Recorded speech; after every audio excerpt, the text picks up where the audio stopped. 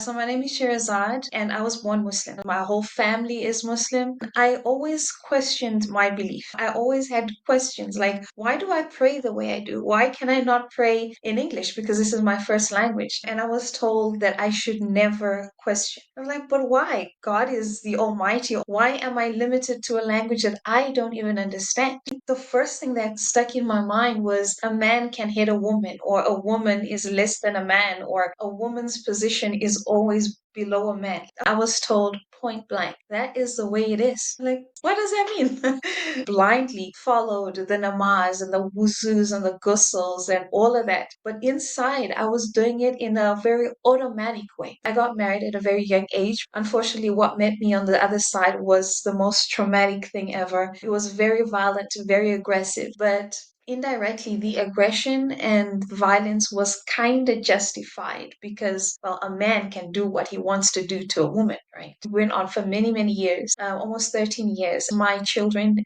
came to Brazil, and my daughter got really sick. So we ended up in hospital, and the doctors could not find what was wrong with her. I'm like, I don't know what to do anymore. I'm reading all the surahs, I'm doing everything that you're saying. I did all of it and prayed. Nothing was happening. The doctors could not find what was happening. And out of that desperation, I said, God does not exist. I remember sleeping on the chair beside my daughter's bed in the most beautiful light ever. Jesus was there.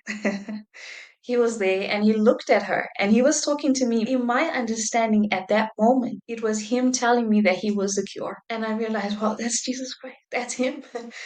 That really is him. He's here and he's alive and he speaks.